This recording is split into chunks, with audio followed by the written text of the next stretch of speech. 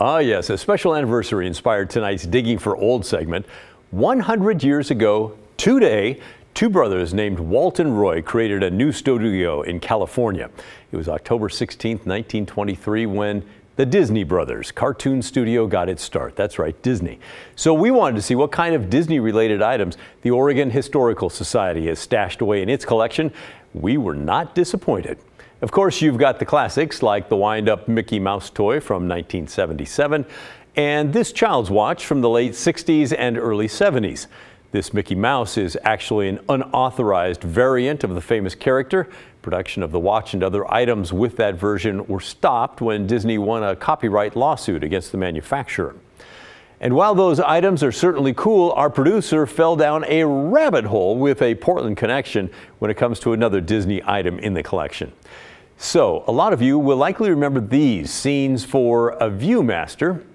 The Historical Society has all of these depicting the different parks within Disneyland. For those of you who don't know what these are for, maybe this will help you remember. The little scene cards that would go into the Viewmaster, and then you would just kind of click through the images, giving you a 3D view of whatever scene you chose. I remember using one a million years ago, it seems like, at a relative's house. It was super cool. Loved clicking through all those slides. But did you know the company that brought the Viewmaster to market was actually based here in Portland and then in Beaverton? Let's explain how we got here.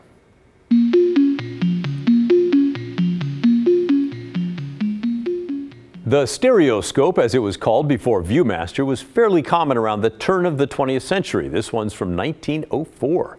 Viewers would look through two lenses, one for each eye, and view a card that showed two identical images. But through the stereoscope, the images would appear combined, giving the illusion of one large 3D image.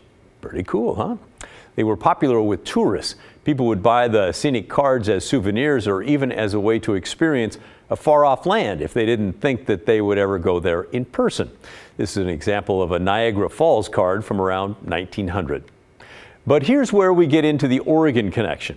In 1919, a Portland man named Edwin Mayer returned home from World War I and decided he was going to buy into a local company called Sawyer's Photo Finishing Services.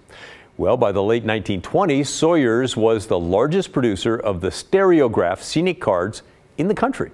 But much like the Niagara Falls card, each card had only a single image and needed to be swapped out for a new card in order to see something new. So Mayer and the president of Sawyer's, Harold Graves, were looking for a way to improve that. And then came a chance encounter between Graves and this man, William Gruber, at the Oregon Caves in 1938. Gruber was taking pictures with a crazy contraption, two cameras strapped together, and Graves wondered what on earth is going on here. Gruber explained that he was trying to create a new stereograph image using a machine that he invented to put multiple scenes onto a small viewing reel. And oh yeah, one more thing. They were in color, not sepia tone. So Gruber, Graves, and Mayer formed a partnership, and Mayer named the product Viewmaster. The trio introduced the invention at the 1939 World's Fair, and it was an immediate hit, as you can imagine.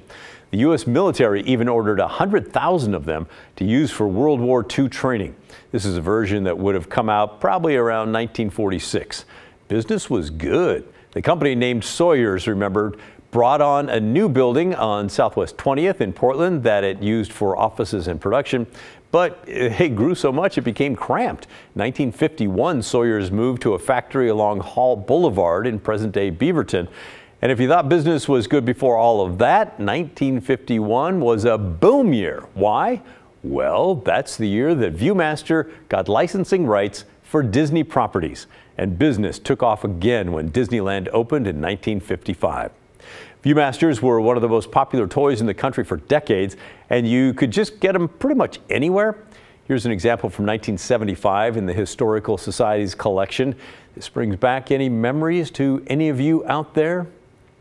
But like so many toys, especially these days, the popularity didn't last. Viewmasters could not compete with video games in the 80s and 90s and was sold a number of times in that span. Toy giant Mattel bought it in 1998, but they closed the Beaverton facility in 2001, which made the Viewmaster back in 2001. It's a run of 60 years that was over.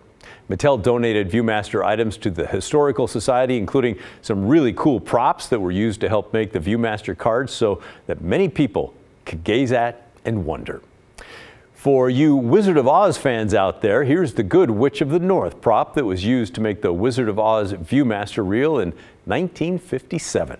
The Oregon Historical Society has some Disney props too, including these cabbage and a log, both used to create the Fox and the Hound. That came out with ViewMaster in 1980. And how about this Disney piece? A lot of you will recognize this. It's Mickey's sorcerer hat from the Sorcerer's Apprentice reel, which was created in 1978. Pretty cool stuff. We'd love to hear any of your ViewMaster memories through the years. Let us know, will you? You can contact us the way you always do, and we always love it when you're sending us your emails. The email is thestory@kgw.com. You could also call and leave us a voicemail. Tell us about your memories using ViewMasters. Do you remember the first time you used it and what that was like? Bet it was pretty cool. The voicemail phone number, 503-226-5090.